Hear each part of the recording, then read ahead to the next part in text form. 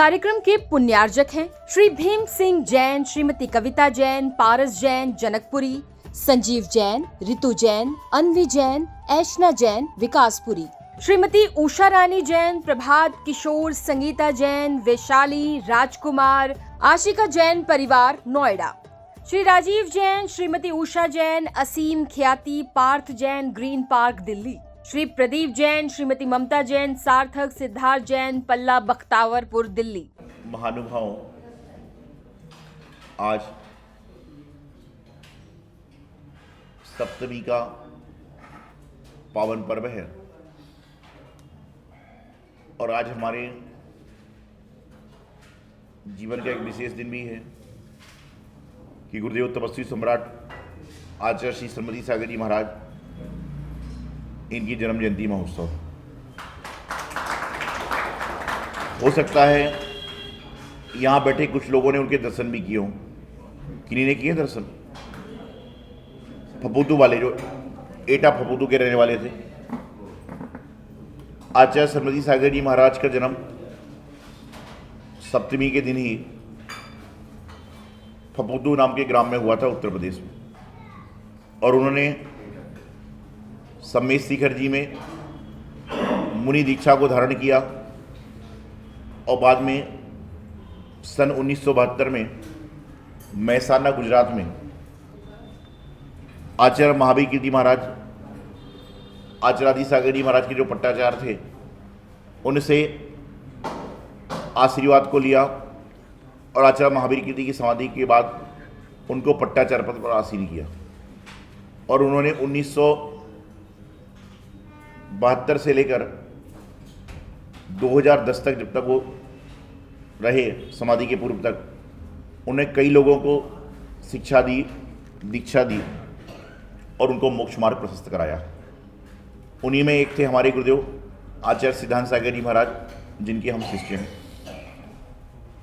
वर्तमान काल में लोग भगवान महावीर स्वामी के बाद यदि तपस्या को जाने हैं, तपस्या को पहचाने हैं, तो एक गुरुदेव आचार्य श्री सागर जी महाराज थे, जिन्होंने अपने संपूर्ण साधु जीवन में लगभग 10,000 उपवास किए, अर्थात 50 साल के साधु जीवन में 10,000 वर्ष उन्होंने उपवास में व्यतीत किए। अभी मैं दिल्ली में था, एक क्रिकेटर मेरे दर्शन करने आए, तो जब मैं उनको तपस्वी सम्राट जी के बारे में बता रहा था, तो उस क्रिकेटर ने जो कहा वो आप जान के आश्चर्य करोगे। उसने कहा कि इतने तो मैंने अपने जीवन में रन नहीं बनाए जितने उन्होंने उपवास किए हैं। क्रिकेटर को बड़ा आश्चर्य हुआ, इतने तो मैंने रन नहीं बनाए जितने उन्होंने उपवास कर लिए। ऐसे महान आचार्य जिन्होंने से निष्किट नाम का व्रत किया, और उनके व्रत करने का तरीका ये था कि सुबह शाम क्लास होना, संग था, पढ़ाई होना, एकांत में नहीं थे कि उपवास किया और कमरे के पूरे साधना में रहते थे। मान सम्मान अपमान से कोसों दूर, ऐसे गुरुओं का स्वरूप होता है। जीवन में कहते हैं कि गुरु बने बिना तो मुक्ति हो सकती है, लेकिन गुरु बनाए बिना मुक्ति नहीं हो सकती। लेकिन आज की स्थिति दूसरी है। गुरु बनाना कोई नहीं चाहता, गुरु बनना हर कोई चाहता है। क्या है? गुरु बनाना हर कोई नहीं चाहता, गुरु बनना हर कोई चाहता है। लेकिन गुरु कैसे बना जाता है, बड़ा कैसे बना जाता है? जो महिलाएं गृहिणी हैं उनको पता है कि बड़ा बनने की बड़ा प्रोसेसर होती है। पहले दाल को लाया जाता है, फिर धोया जाता है, फिर पीसा जाता है, उसके बाद में तला जाता है, और तलने के बाद में क्या होगा, यदि सही बन गया तो फिर बड़ा बनता है। तो जब खाने वाला बड़ा ऐसा बनता है, तो गुरु वाला बड़ा बनने के लिए कितनी मशक्कत चाहिए। दिखता है कि वो आदमी के साथ ऐसा हो रहा है, लेकिन उस आदमी को यहाँ तक पहुँचने के लिए कितने साल लग गए, ये भी देखने की आवश्यक है। वर्तमान में देखा देखी बहुत करने वाले आदमी हैं, लेकिन करने के लिए जज्जा चाहिए।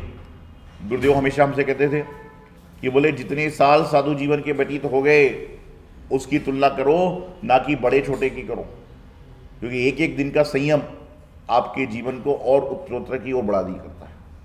आप लोग श्रावक हैं, आप छोटा सा संयम धारण करते हो, आपको भगवान के माता पिता बनने का अवसर मिल जाता है। आप छोटा सा संयम धारण करते हो, आपको व्रती बनने का अवसर मिल जाता है, और पुरुषार्थ करोगे तो आप अणुव्रती, फिर प्रतिमाधारी और फिर महाव्रती भी बन सकते हो, लेकिन पुरुषार्थ करना पड़ेगा। लेकिन आज वर्तमान में हर कोई सुनाना चाहता है, सुनना बहुत कम लोग चाहते हैं। अभी यहाँ पर महाराज का उपदेश चल रहा है, तो कई लोग ऐसे होंगे जो अपने काम में ही लगे, कई लोग ऐसे होंगे जो घंटे पे घंटे पीट रहे हैं, और कई लोग ऐसा चढ़ाएंगे, शुचि निर्मल नीरम गंध सुरक्षा आदि तो है ना, इतना जोर से चढ़ाएंगे कि आपको प्रधान जी को मंत्री को पड़ा, भाई रुक जाओ जाओ। क्यों? अरे आप यहाँ पर क्या करने आए हो, क्यों करने आए हो, परिणाम क्या है, इसके बारे में आप जानोगे, समझोगे तो पाओगे कि हम अभी तक वहीं अटके पड़े हैं जहाँ हम अटके पड़े। भगवान के मंदिर में गुरुओं का समागम बड़ी मुश्किल से मिलता है, बड़े पुरुषार्थ से मिलता है, बड़े पुण्य से मिलता है। यदि आपके यहाँ पर लगातार 2-3 संघ आ जाएं तो ये मत समझो कि बहुत सारे महाराज जी आ रहे हैं, ये समझो कि बहुत सालों बाद ऐसा अवसर आया कि लगातार साधु के दर्शन हो रहे, नहीं तो आजू बाजू लोग तरसते हैं, नहीं तो आसपास के लोग अभी भी तरस रहे हैं कि हमारे यहाँ संत आ जाएं। हम लोग जहाँ से करा रहे हैं वहाँ पर एक मंदिर बन के कितना साल हो गया, 600 परिवार हैं कहते हैं लोग, लेकिन वहाँ कह रहे हैं कि पहली बार कोई माता जी पहुँची। बताओ, इतने साल में पुरुषार्थ नहीं है, पुण्य नहीं है, भाग्य नहीं है, सौभाग्य नहीं है। संतों की संगति से वन में भी, उपवन में भी, हर जगह सुगंधी का वातावरण छा जाता है। तो बात चल रही थी कि गुरु की महिमा। वैसे तो आप लोग कहावत पढ़ते हो, गुरु गोविंद दो खड़े काके लागू पाए, और बलहारी गुरु आपकी। ये बड़ा क्वेश्चन है, लेकिन इसका आंसर कहीं बाहर नहीं है। इसका आंसर आपके अपने पास है कि भगवान का स्वरूप बताने वाला कौन? जिनवाणी को पढ़ने का स्वरूप बताने वाला कौन? और जिनवाणी पढ़ने के बाद तुम गुरु का स्वरूप ढूंढने लग गए तो तुमसे बड़ा मूर्ख कौन है? जिनवाणी पढ़ाने वाले महाराज, जिनवाणी मंदिर में आके पूजा करने वाले बताने वाले महाराज, और तुमने 4 पन्ने पढ़ लिए, अरे महाराज जी ऐसा नहीं करना चाहिए। अरे ऐसा, पहले तुझे मंदिर में नमस्तु करने ही नहीं आ रहा था, और नमस्तु करने आने लगा तो बस ऐसे नहीं ऐसे बैठना चाहिए, ऐसे नहीं ऐसे करना चाहिए। एक बार एक संत कहीं पर जा रहे थे, 50 साल बाद मुनि का आगमन हो रहा था। समाज में एक अलग ही लहर फैली हुई थी कि महाराज आने वाले हैं, महाराज आने वाले हैं, महाराज आने वाले हैं। एक कथानक है, माध्यम है समझाने के लिए। बड़ा उत्साह है लोगों में, जैनों में, अजैनों में। पहले होता था गांव देहात में बहुत बड़ा भव्य होता था काम, घर घर तोरण लग गए, सब कुछ हो गया। प्रातःकाल पूरी समाज एकत्रित थी, महिलाएं कलश लेके दौर बोल रहे हैं, चौक पूर रहे हैं, सब कुछ हो रहा है। और पहले के जमाने टेलीफोन मोबाइल तो होते नहीं थे कि महाराज जी कहाँ तक आ गए। जो बैलगाड़ी वाला रास्ते से आ रहा था उससे पूछ रहे थे, भाई महाराज दिखे क्या? तो इतने में एक धोबी आ रहा था सामने से। उससे किसी ने पूछा कि क्यों भाई, हमारे महाराज आते दिखे क्या? धोबी के चेहरे का रंग बदल गया। और यदि आप किसी से कुछ पूछ रहे हो और उसके चेहरे का रंग उड़ जाए तो मन में लगता है कुछ हो गया क्या? बोले क्या हुआ? अरे बोले क्या बताऊं, तुम्हारे गुरु है इसलिए मैं कुछ कह नहीं सकता। बोले क्या हुआ? अरे बोले तुम्हारे गुरु वो नदी में पानी पी रहे हैं। क्या कहा? तुम्हारे गुरु नदी में पानी पी रहे हैं। कमेटी के जो अध्यक्ष मंत्री थे, कई जगह के दुर्बुद्धि वाले भी होते हैं, आपके तो सद्बुद्धि वाले, कई जगह दुर्बुद्धि वाले भी आदमी होते हैं। तो उन्होंने क्या किया, उसकी बातों को सुना, सारे बैंड चले गए, सारे तोरण बंद, सारी महिलाएं कलश घर में, सब अंदर। अब महाराज तो समताधारी है, कोई आ रहा तो आ रहा, नहीं आ रहा तो नहीं आ रहा। महाराज धीरे धीरे पहुंचे। महाराज देखते हैं कि जैनों के दरवाजे बंद और कई लोग खड़े हैं, तो ऐसा मुंह फेर रहे हैं। अब महाराज कुछ बोले ही नहीं, भाई महाराज को तो ठीक है, आओ सो ठीक है, नहीं आओ सो ठीक है। आता है तो अच्छी बात है, और जाता तो और अच्छी बात है, आएगा तो 4 बातें उधर की करेगा। अब महाराज जी पहुंच गए मंदिर में। अब मंदिर में जैसे ही पहुंचे तो कोई पद प्रक्षालन की नहीं, कोई आरती नहीं, कुछ नहीं। अपने पाटे पे बैठ गए। मंदिर के माली से पूछा, भाई बात क्या है? माली बोला, महाराज क्षमा करना, इतना तो मैं भी नहीं कर सकता जो आपके साधु संत करने लग गए आजकल। महाराज बोले, क्या बात है? माली जैसा आदमी महाराज से ऐसी बात कर रहा है। उन्होंने बताया कि आपने नदी में पानी पिया। अरे महाराज बोले, तो गलती हो गई यार, लेकिन बोले इसका खुलासा तो करना चाहिए। बोले सारी समाज को बुलाओ। सारी समाज को बुलाया गया। उस समय मंदिर में ऐसा आदमी आ गया जो कभी जिंदगी में मंदिर नहीं जानता था, वो भी आ गया। मंदिर में कभी देख लेना आप, जब कोई मीटिंग होगी ना तो उस समय ऐसे ऐसे आदमी मंदिर में आ जाएंगे जो कहीं मंदिर के दौर जानते नहीं, भगवान जानते नहीं, पूजा पाठ जानते नहीं, क्योंकि उनका काम लड़ने झगड़ने का होता है। आप क्या तो धर्मात्मा लोग हैं सारे, कई जगह ऐसा हो जाया करता है। तो वहां पर पहुंचे तो लोगों ने कहा, पूछे महाराज, बोले क्या बात है? बोले महाराज आपने नदी में ऐसा किया। तो महाराज ने एक ही प्रश्न पूछा, ये बताओ कि वह नदी जो है वह कितने साल से खाली है? वह नदी कितने साल से खाली है? तो एक आदमी का माथा ठनक गया कि नदी तो 40 साल से खाली है, नदी तो सूखी पड़ी है, उसमें जल ही नहीं है, तो जल ग्रहण कहां से महाराज करेंगे? और सारी समाज नतमस्तक हुई। लेकिन महाराज वहां से चले गए। और उस आज का दिन है कि वो दिन है कि कहते हैं सैकड़ों वर्षों से वहां पर मुनि का आगमन नहीं हुआ, क्योंकि जो मुनि आ रहे थे उनका आपने अपमान कर दिया। जो मुनि आ रहे थे उनके बारे में आपने गलत विचार कर दिया। और किस कारण से? लोगों की बातों में। समझना था ना कि हमारे दिगंबर संत ऐसे होते हैं क्या? और बाद में उस धोबी को पूछा गया, पकड़ा गया, तो धोबी ने अपनी क्या बात बताई बताऊं आपको। धोबी कहने लगा कि मुझे मालूम चला था कि पिछले साल मेरे समधी के यहां पर मुनि का चौमासा हुआ था, तो उस समय पूरे मोहल्ले में 24 घंटे महाराज का वातावरण रहता था। तो हमारे घर के बाहर, दुकान के बाहर लोग खड़े रहते थे, तो कहीं ऐसा भी यहां ना हो जाए, इसलिए मैंने कृत्य किया था। सोचिए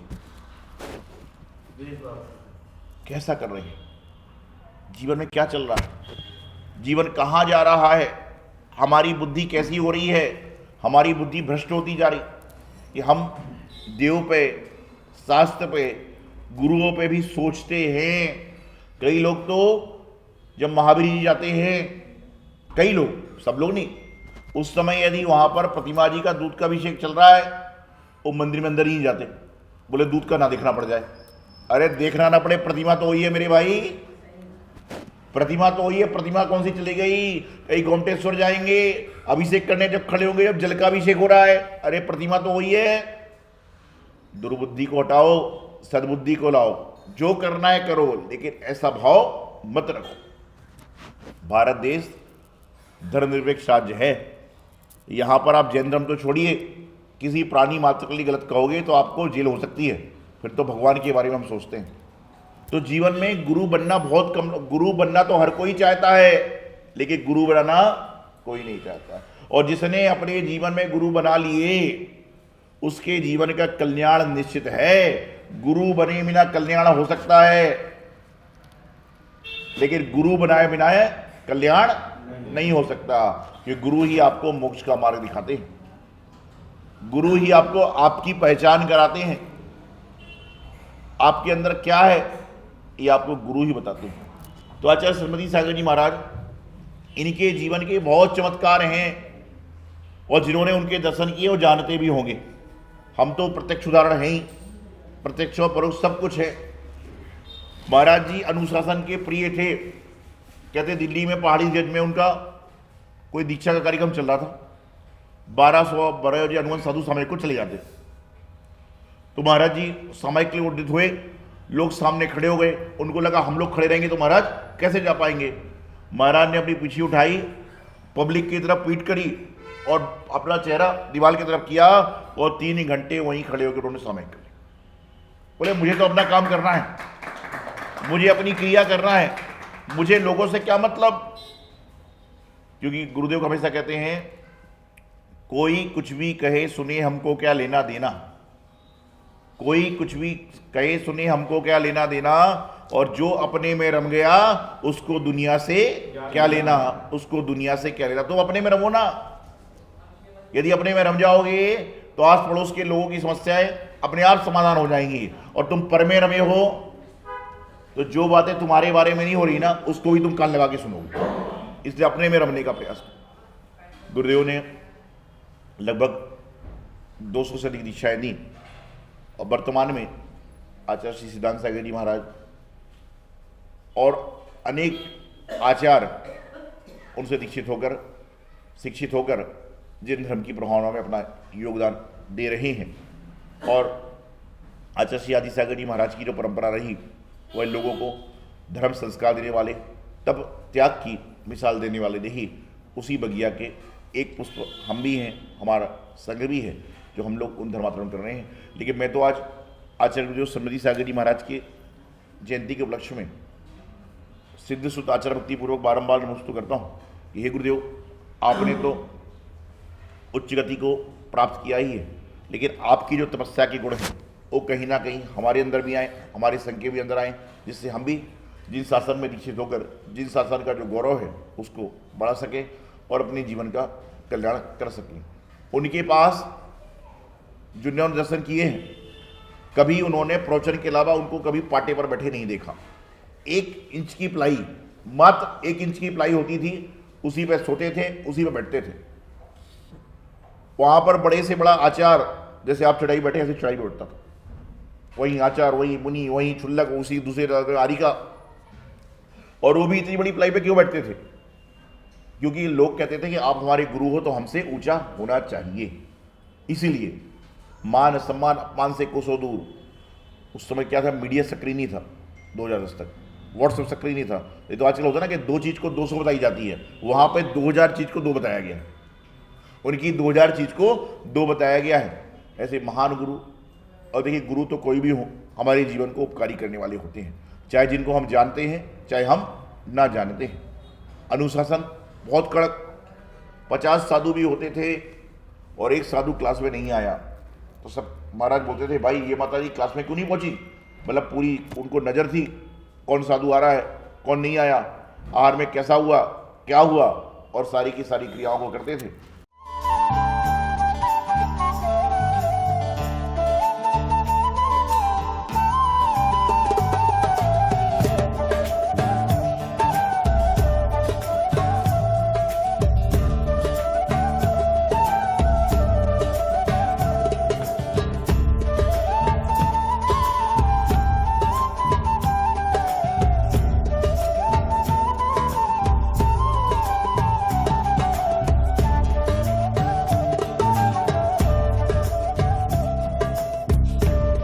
इस कार्यक्रम के पुण्यार्जक थे श्री भीम सिंह जैन, श्रीमती कविता जैन, पारस जैन जनकपुरी, संजीव जैन, ऋतु जैन, अन्वी जैन, ऐशना जैन विकासपुरी, श्रीमती उषा रानी जैन, प्रभात किशोर, संगीता जैन, वैशाली, राजकुमार, आशिका जैन परिवार नोएडा, श्री राजीव जैन, श्रीमती उषा जैन, असीम ख्याति, पार्थ जैन, ग्रीन पार्क दिल्ली, श्री प्रदीप जैन, श्रीमती ममता जैन, सार्थक, सिद्धार्थ जैन, पल्ला बख्तावरपुर दिल्ली।